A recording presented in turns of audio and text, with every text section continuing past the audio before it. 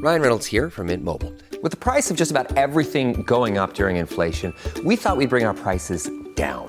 So to help us, we brought in a reverse auctioneer, which is apparently a thing. Mint Mobile Unlimited Premium Wireless. How to get 30, 30, bit to get 30, bit to get 20, 20, 20, bit to get 20, 20, bit to get 15, 15, 15, 15, just $15 a month? Sold! Give it a try at mintmobile.com/switch. $45 up front for 3 months plus taxes and fees. Promo rate for new customers for limited time. Unlimited more than 40 gigabytes per month. Slows full terms at mintmobile.com. Look, Bumble knows you're exhausted by dating. All the must not take yourself too seriously and 6'1" since that matters. And what do I even say other than hey? Well, that's why they're introducing an all-new Bumble with exciting features to make compatibility easier, starting the chat better, and dating safer. They've changed, so you don't have to. Download the new Bumble now.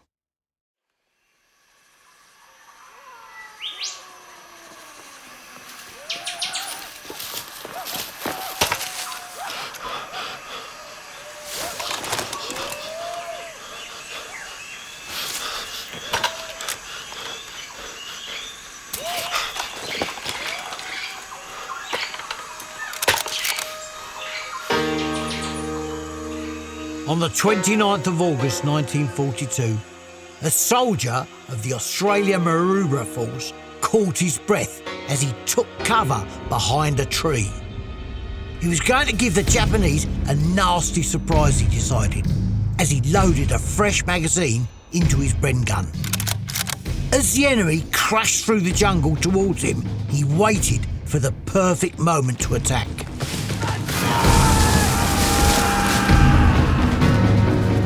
I would say that the Battle of Kokoda is probably the most significant land action to defend Australia which has ever occurred. The Australian force were massively outnumbered, exhausted and disease-ridden. They knew they were staring defeat in the face. No Allied army had yet beaten the fearsome Imperial soldiers of the Japanese army in battle. But that would soon change. The soldier gritted his teeth, grabbed the charging handle and cocked his weapon. As the Japanese ran screaming towards him, he leapt out and charged back at them, firing from the hip. Sometimes in a battle, all it can take is one decision, one act of courage to change its whole course. It can mean the difference between victory or defeat, survival or death. This is the remarkable true story of Privates Bruce Kingsbury and Alan Avery.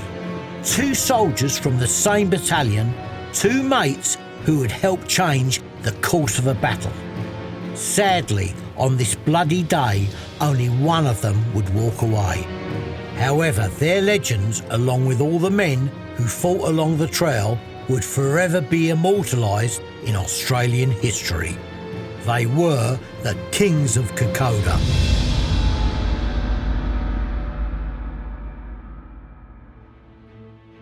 I'm Bruce Crompton, history lover, military antique collector and ex-paratrooper. In Amazing War Stories, you're going to hear about incredible actions, all taken from records housed in museum collections. It's only by unearthing these wonderful tales that I hope to support these important institutions, honour the heroes that sacrifice so much and help preserve their legacies for future generations.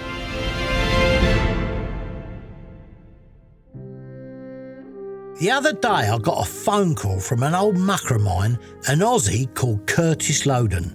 He was asking whether I might have a rare Japanese anti-tank gun that he was trying to get his hands on for a display in his museum, the incredible Australian Armour and Artillery Museum in Cairns, northeast Australia.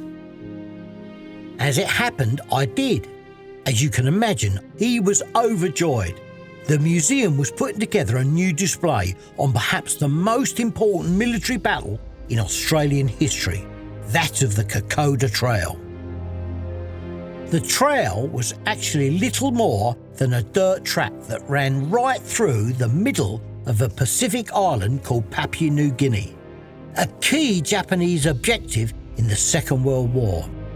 You can still walk it today, but you need to be fit, It runs straight through the island for over 60 miles, going right through the Owen Stanley mountain range, which peaks at over 8,100 feet. Some of the most brutal combat in the Pacific conflict happened on this single-file footpath, which was steaming hot during the day, freezing cold at night and soaking wet most of the time. It's so arduous that even in recent times, tourists have died trying to walk this trail, so imagine what it would have been like fighting on it. I already knew quite a bit about the series of actions that happened on this trail back in 1942, but I hadn't heard about the exploits of two soldiers who are credited with changing the mindset of the Australians that fought there. The story of Bruce Kingsbury and Alan Avery is the stuff of legend, a real amazing war story. Kurtis told me what kind of men the Australians who fought on the trail were. Bruce Kingsbury and Alan Avery were typical of the men that joined up at the time. Tough, knockabout, seasonal farm workers.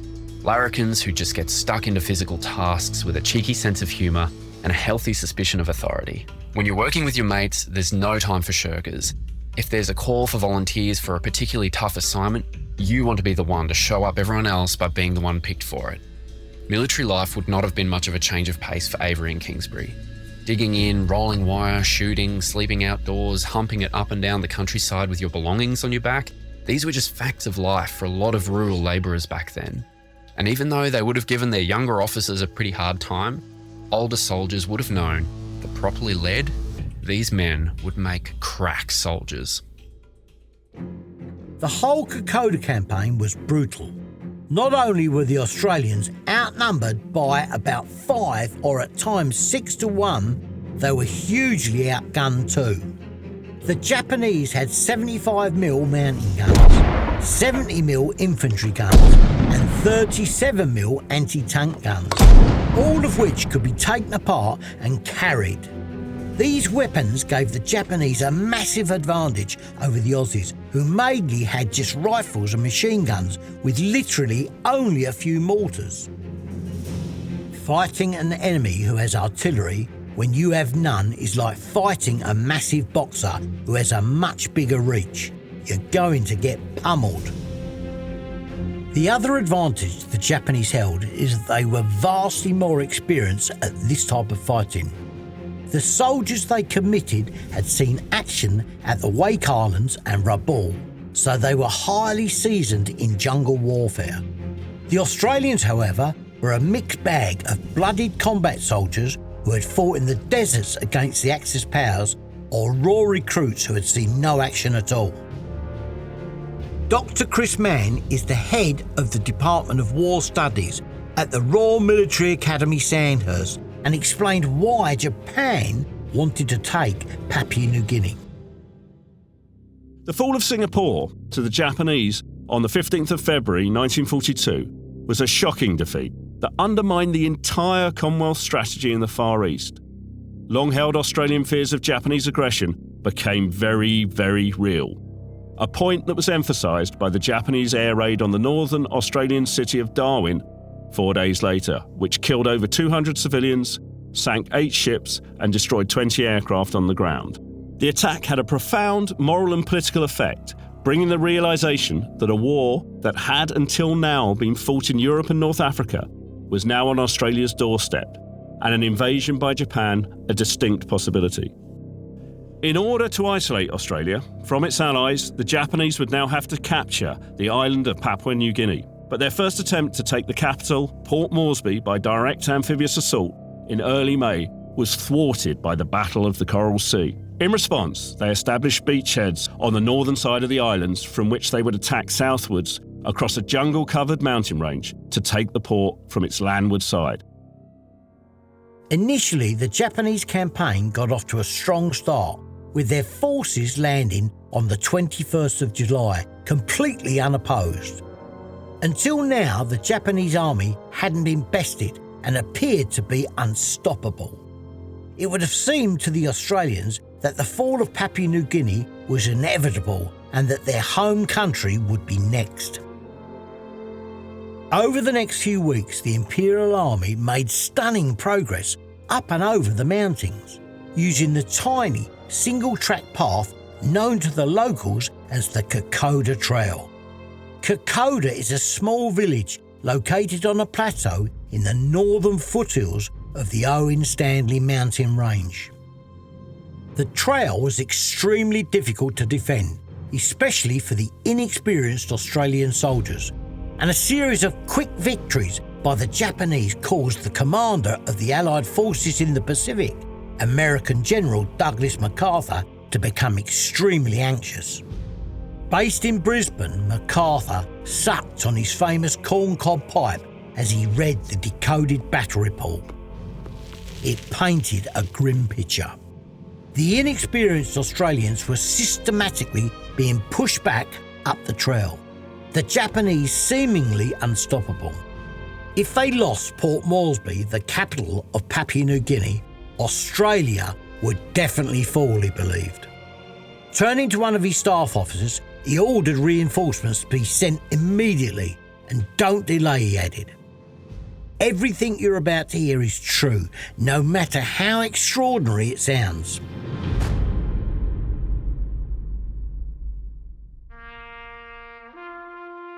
Over 1,000 miles away from the brutal jungle combat of Papua New Guinea, a good-looking young private, Bruce Kingsbury, was relaxing with Alan Avery, his childhood friend.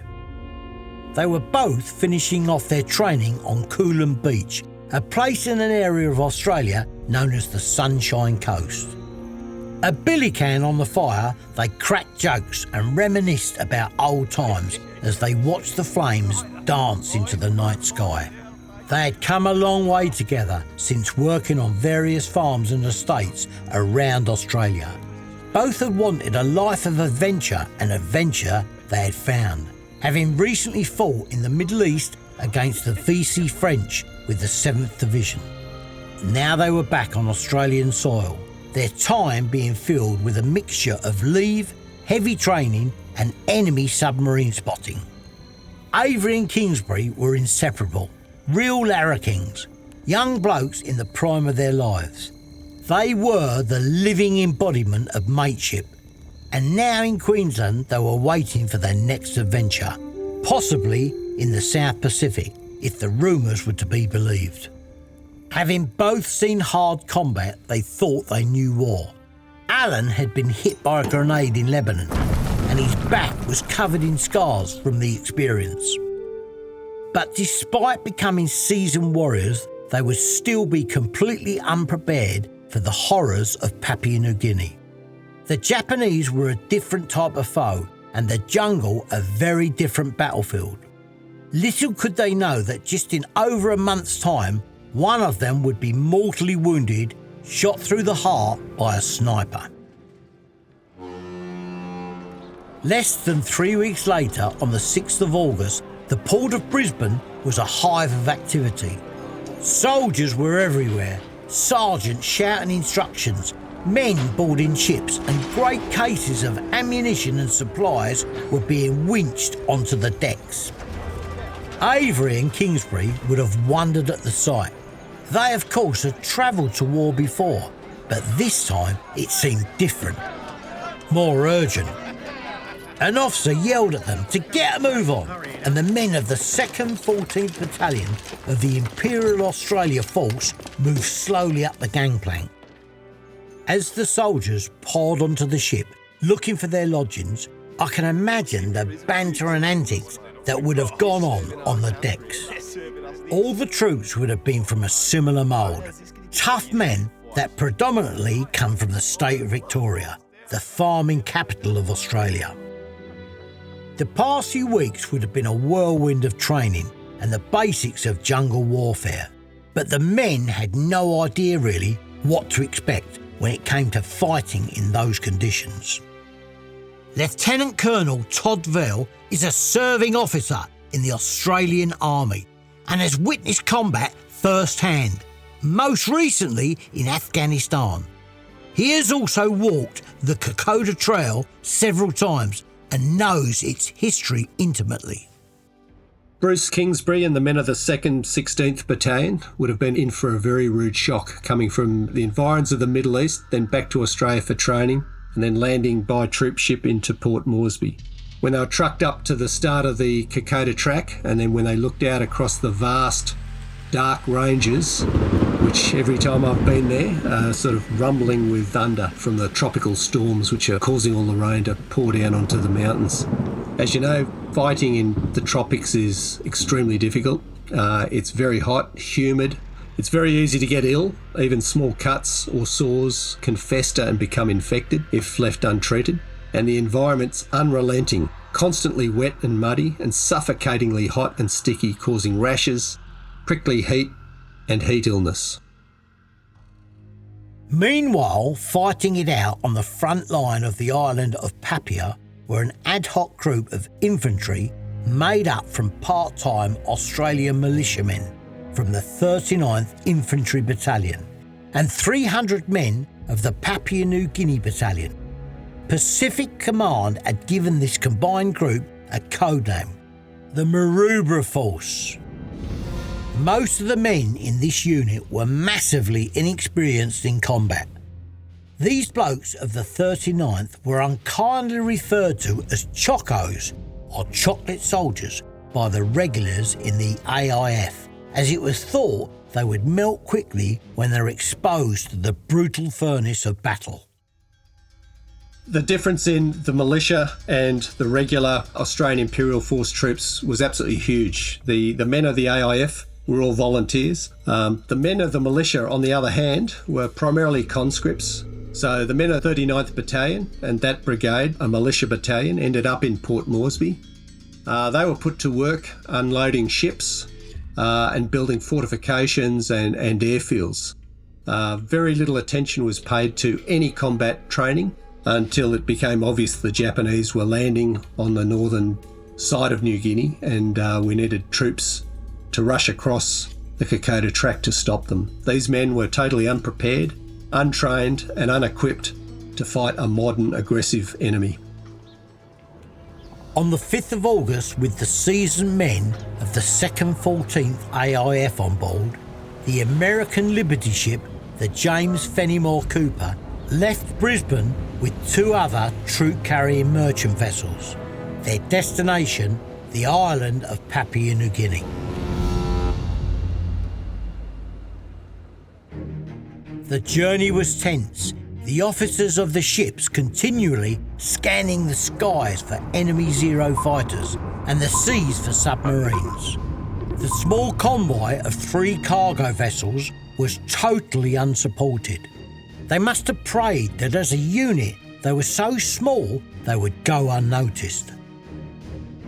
I can imagine Kingsbury and Avery, like other soldiers stuck on that cargo ship, trying to lighten the mood by playing cards or taking silly bets with each other, still enjoying the adventure they were on. As the ships neared Papua, however, the situation on the trail was continuing to deteriorate. The Maroubra Force had just retreated from Kokoda village, a key strategic point on the northern foothills of the Owen Stanley Range. The small settlement was only 60 miles away from the capital and was surrounded by peaks, some of which were over 7,000 feet high. Fighting at altitude is absolutely exhausting. I should know. I did a mountaineering course with the German Army back in the 90s. But I've also walked the Kokoda track twice, and I've experienced the mountains there. The difference in fighting in New Guinea at altitude is that you can take the European Alps, cover them with tropical jungle and expose them to the tropical environment, the heat, the humidity and the rainfall. And it becomes an absolutely nightmare environment in which to fight. One of the biggest problems in fighting at altitude is keeping the supplies up. These days we do it with helicopters. Back in 1942, helicopters hadn't been invented. And the only way to supply troops in the Owen Stanley Mountains was by foot. The Australians desperately needed reinforcements. After Kokoda, out of an original force of over 700, only around 300 men remained on their feet. The rest were either killed, missing, wounded, or were in hospital suffering from disease or exhaustion. The desperate stragglers fell back to a small village called Isarava. They knew they couldn't hold on much longer before they were completely routed, so were desperate for the arrival of reinforcements.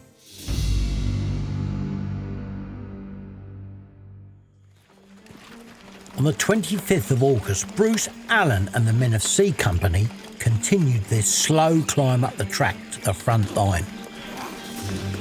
They had landed a week earlier, and despite being rested and in top physical condition, they were finding the going tough. They had been on the trail for 9 days in atrocious conditions, climbing up high mountain passes and then descended into muggy, steaming jungle. The path they were following had been forged over hundreds of years by local tribes to move between the villages. As a result, its route would often seem nonsensical and very circuitous to Western sensibilities. It hadn't been designed for soldiers carrying heavy supplies in soaking conditions. As a result, the track very quickly turned into a heavy, squelching bog, the men sinking deep into the mud as they trudged their way higher and higher. Each afternoon, rain hammered into the soldiers, but the humid air prevented their clothes and boots from ever drying out. Feet began to swell and skin became blistered with sores. Moving through the jungle in single file, with mosquitoes biting at their necks, and their water bottles continuously running empty, I imagine that with every step they took, a sense of dread and foreboding must have grown within them. Look, I've carried 30-kilo packs over the Kokoda track twice. It is absolutely exhausting, particularly for Western troops. You are trying to climb up the side of a mountain in the wet. There are no steps. It is a series of muddy, slippery footholds. You are clutching at branches and roots to haul yourself up and trying not to slide backwards. Your mates are passing their sticks back to you to try and haul you up. The only way over those ranges is to cut yourself a 6-foot stick and use that to sort of anchor yourself as you go up and then anchor yourself as you're going down. I would say trying to go down those slopes is more difficult. Your knees literally feel like they're going to explode, particularly as you're carrying a pack. Finally, after 10 days on the trail, they arrived at Isarava on the 26th of August. The sight that met their eyes was horrifying. The broken, dirty and dishevelled men of the 39th that they had come to relieve was shocking. One soldier had to hold back his tears at seeing the state they were in. They looked like pale ghosts, crouching in their shallow dugouts, their clothes soaking and ripped, and all of them were covered in wounds, some from combat, others from just existing in the jungle for over 8 weeks, virtually unsupported.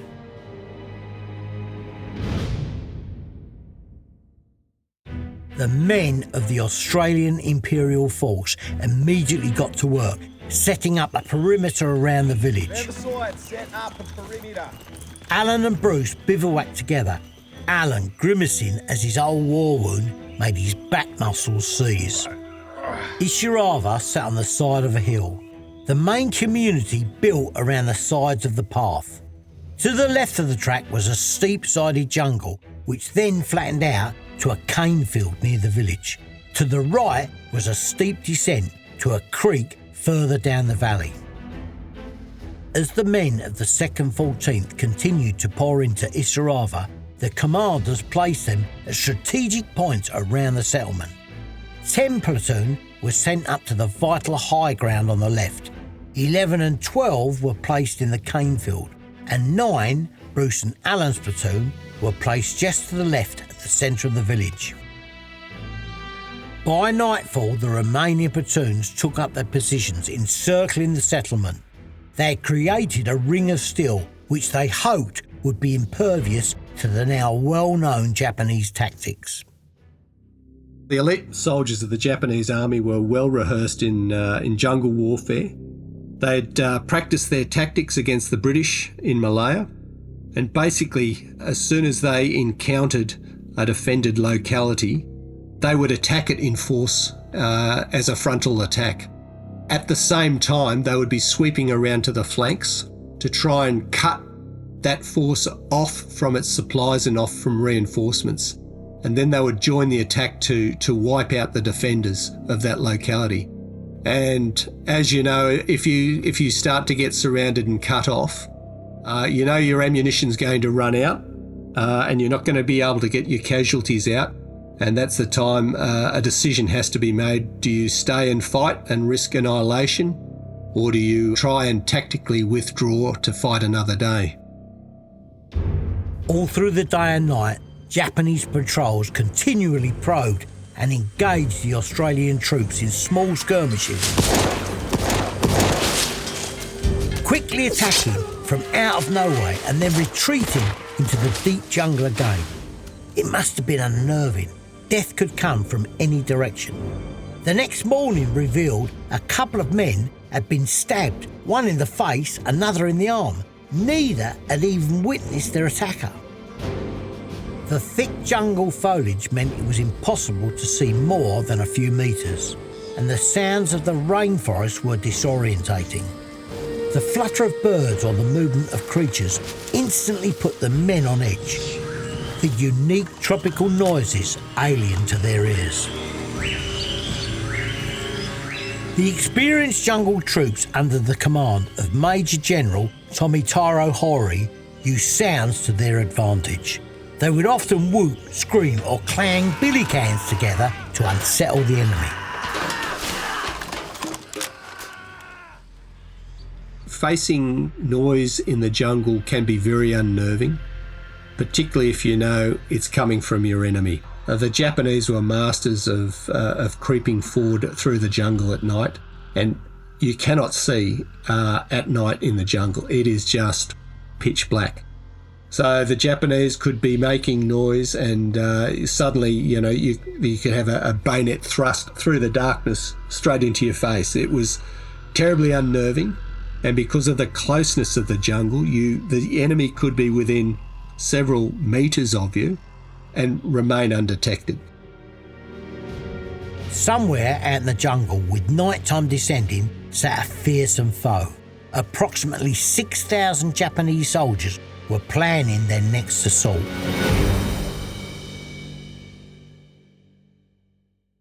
Hello!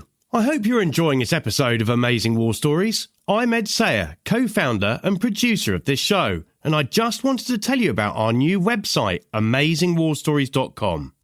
Inside, you can find out more about our podcast, take a deep dive into some of the weapons and equipment used by our heroes, or you can sign up to our awesome newsletter, where we give you the lowdown on military museums, host fun reader polls, and of course, feature little-known amazing war stories that Bruce and I have come across during our research. So after you finish listening, please take time to visit, and if you think you have an amazing war story you'd like us to feature, then do get in touch. Just click on the link on our show notes. AmazingWarStories.com, the home of military heroes.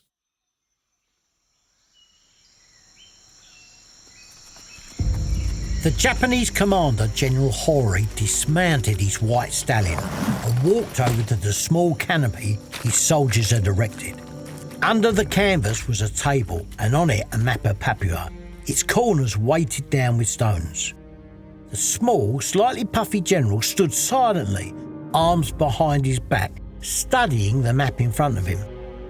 With Japanese poise, he removed his glasses and looked up to address his commanders who surrounded him. He knew that they possessed an overwhelming numerical advantage, and yet his forces had so far been making heavy work of the task in front of them. With this next assault, things would be different. Finally, he gave his orders to his expectant officers. The next morning, on the 28th of August, they were to launch a massive offensive at dawn. They were going to smash the beleaguered Aussies through bombardment, then swamp them with pure weight of numbers. It would be a massacre, he believed. Hori had spent the past few days accumulating his men on the front line. all the while keeping the Australians occupied with some of his skirmishers. With any luck, the Australian scouts wouldn't have seen the massive force he had built right outside Isarava, especially as their air force, based at the capital, had been recently destroyed by his bombers. This, he hoped, would finish any stubborn Australian resistance once and for all and allow the Japanese to march virtually unopposed to Port Moresby. They would be ruthless in their pursuit. No Australian was to be spared. Most importantly, however, they mustn't be allowed to once again tactically retreat. The longer the Australians held, he explained, the longer they could be reinforced, and the harder it would become for him, General Horry, to supply his own men. He could not accept failure and would only accept complete annihilation of the Australians. The men watched him mount his white horse and ride off again. The orders couldn't have been clearer, they thought.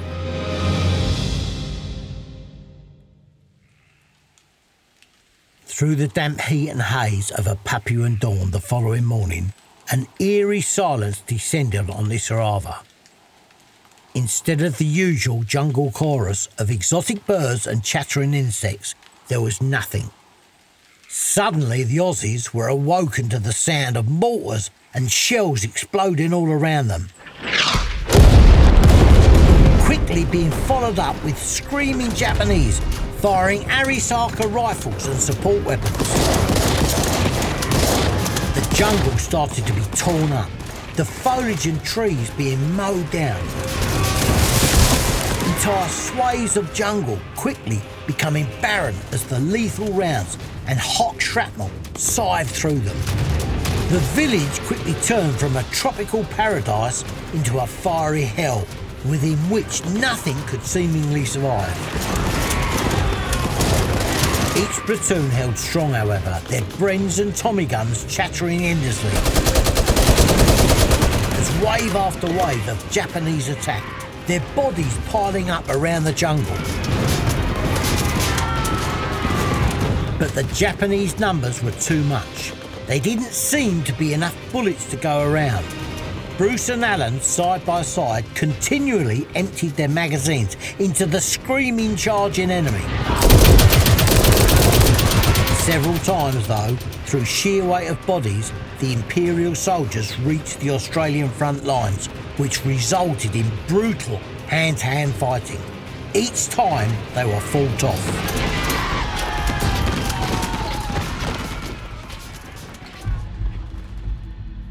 All the Japanese officers and some of the NCOs had katana swords.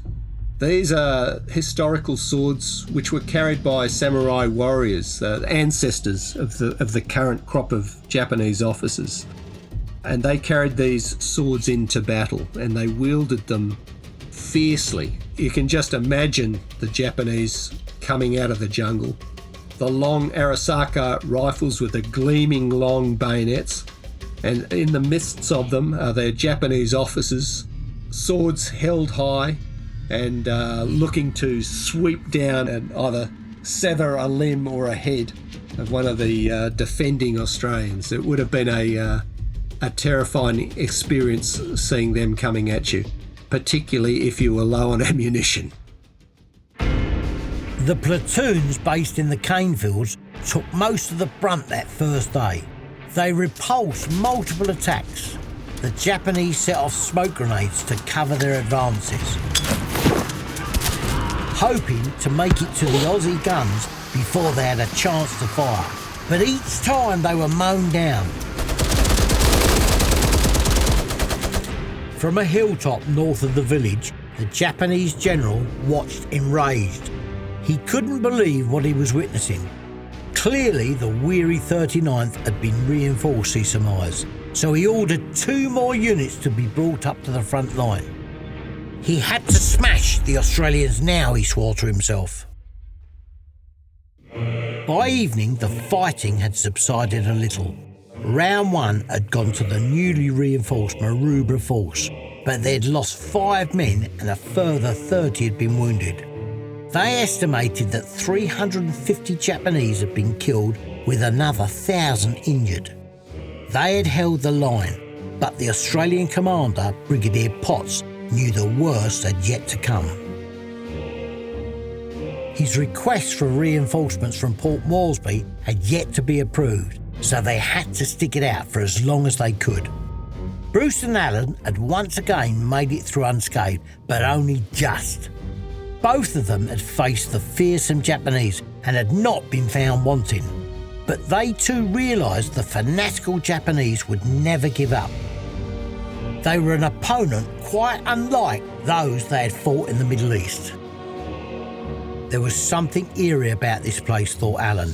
Isarava didn't feel like a place of victory, more a place that had to be held if anyone was to live. It felt like a last stand. Bruce lightly punched Alan's arm and gave him a smile. He didn't need to say anything. He had known his mate for over 20 years. He winked. They'd been through worse than this, the look said. The next morning started the same way, with another huge artillery and mortar barrage. This time the Japanese ranging was much more effective, and large numbers of Australians started going down, including, worryingly, several officers. The fresh assault came not across the cane field, however, but up the track itself on the right flank. Bruce and Alan's unit, the 9th, were ordered to go and support the 13th platoon, which had become badly decimated just further up the trail. However, in a matter of moments, their platoon also lost their officer and sergeant, both hit by a deadly mortar shell. The situation had suddenly turned from bad to desperate. Bruce and Alan's old mate, Corporal Lindsay Bear, nicknamed Teddy, took command. He ordered the remaining 10 men to go around and collect all the ammo they could find. They needed to go on the offensive if they were to stop the group becoming encircled. 15 minutes later, the men met in the middle of the village. Teddy had a Bren gun, Alan a Tommy gun, and Bruce a .303 rifle. The others had rifles and their pockets were full of grenades and other ammunition they'd taken off the dead or wounded. When you have a look at Hollywood movies, particularly the older ones, they never seem to run out of ammunition. But let me tell you, fighting in the jungle is all about supplies and how much ammunition you have. The soldiers up at Kokoda had very limited supplies of ammunition. Every bullet had to count. The small group spread out and walked methodically in a line down the track. At that moment, the next Japanese wave rushed out from the jungle. The air erupted in a hail of bullets. Teddy estimated there was at least 50 Japanese against them. It didn't seem to him that they could make it.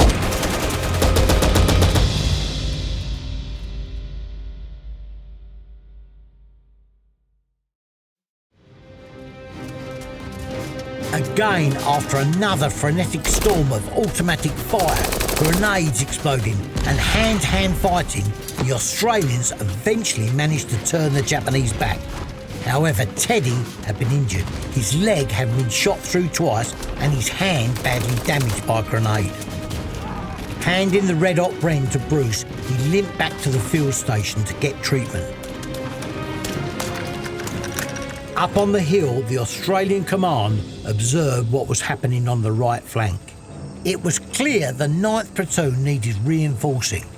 Brigadier Potts sending more men down to shore up the gap. If they could just hold that flank for a little longer, they could perhaps retire to the higher ground later that night, he thought. A slow, organised and tactical retreat back down the trail would eventually bring the Japanese into the range of the guns at Port Moresby. Then he could reinforce and hopefully smash the extended Japanese back to Kingdom Come. But for that to happen, he had to ensure he didn't lose his men here. He needed them to believe they could beat the Japanese. People think that speed, aggression, physical fitness, weapon skills are all things which make a a great soldier, but the reality is it's the conditioning they get, the faith they have in themselves and their mates, and their own will to win. Without the will to win and the confidence they have from all their training, they're on a hiding to nothing. And basically, if there are doubts, this will become a self-fulfilling prophecy for soldiers. Bruce and Alan grinned at each other. They were both exhausted, but in a strange way, they were having as much fun as when they used to, as kids, race their billy carts against each other down the streets of Melbourne. In the lull, Sergeant Bob Thompson had now arrived to replace Teddy and lead the ragtag 9th Platoon. Alan and Bruce reloaded and watched as Bob crept forward to see where the Japanese had retreated. As he reached the edge of the jungle, he parted a bush to see into the canopy, exactly the same time as a Japanese officer did the same. The sergeant recoiled, not out of fear as such, but more out of surprise. The Japanese officer did the same, but instead turned to run. One of the Australians lobbed a grenade after him, which had the effect of firing a starting pistol at a running race. Suddenly, the jungle was once again alive with attacking Japanese, but this time Bruce took the initiative. With a shout of "Follow me! He can turn him back!" he ran towards the enemy, shooting the light machine gun from the hip as he went. The Japanese soldiers were scythed down by the ferocious Bren as the rest of the men followed Bruce. Come on, boys! Alan's Tommy gun chattering away beside him. Dozens of Japanese soldiers were felled in an instant as the pair of them ran forward. Suddenly, Alan felt a crack as a bullet hit the stock of his machine gun. Then another ripped through his belt. His world seemed to go into slow motion as he realised the danger he was in. One more hit and he was done for. He looked up and saw a Japanese soldier firing. Turning, Alan raised his gun and squeezed the trigger. The enemy soldier crumpled as the Tommy's bullets tore into him. Suddenly it seemed over. The enemy were in full retreat, but Bruce didn't stop. We've got him on the run! Keep at him! He shouted as he charged through the jungle after them. Alan ran after him, but soon they both stopped. There were no more Japanese in sight. Bruce turned to look at his mate, delight in his eyes. Another story for their adventure book, he thought. Alan stood there next to him, his breath coming in large gasps. At that moment, a shot rang out, and the world stood still. A small red hole appeared on Bruce's tunic, and he collapsed heavily, like a puppet with its strings cut. Alan saw the sniper too late, lying on top of a rock. He raised his gun and fired at him. But he had disappeared under the hail of bullets. Bruce lay motionless. Sobbing, Alan picked him up and put him over his shoulder. Carrying him back up the hill to the first aid post, he continually talked to his friend, trying to reassure him and perhaps himself that everything would be okay. You'll be okay. Placing him down, the medic quickly checked him and then confirmed the worst. Private Bruce Kingsbury was dead. Sorry, mate, he's gone. So there are no words to describe the emotions that Alan would have been going through at the death of his friend Bruce. To lose someone on the battlefield is absolutely devastating, particularly after you've forged strong bonds of mateship over many years through many adventurers. You probably both thought you were going to be invincible, but this suddenly brings all the reality home. Sadly to some, it might seem that he died in vain. Despite the heroic efforts of Bruce and his men at Isarava, they did lose the battle after another day of intense fighting. However, the Japanese losses continued to mount in a horrific way. After the second day alone, a further 550 Imperial soldiers were killed and another 1,000 wounded. That was nearly 1,000 enemy killed in just 2 days of fighting. By comparison, the Australians had lost just 12 men and 48 wounded on the second day, bringing their grim tally to 17 dead and 78 wounded. Bruce's actions had shown that the unbeatable Japanese could in fact be beaten, and that despite the Japanese having superior numbers, they didn't have what the Australians had: mateship. More importantly, these losses also caused the Japanese to start questioning their resolve, and it slowed their momentum. Bruce's ferocity and the fearlessness of the others around him made the Japanese soldiers doubt. Without that belief, they imperceptibly paused, and that tiny element of uncertainty in turn gave Brigadier Potts' men precious time to keep reforming and keep defending. Brigadier Potts was a great military leader. He certainly knew what it would take to defeat the Japanese. He knew that if he could withdraw in good order, shorten his supply lines, pick ground of his choosing of which to defend, that he could beat the Japanese in a battle of attrition as they came towards him on stretched supply lines. Potts' plan did indeed work out exactly as intended. He slowed the Japanese advance just enough through a series of brilliant tactical withdrawals, which brought enough time for his own men to be reinforced. Then the Japanese, with their supply chain overextended, came into range of the Australian guns, which had been sent up from Port Moresby to Emita Ridge. It was here on the 21st of September that they finally ran into an Australian brick wall.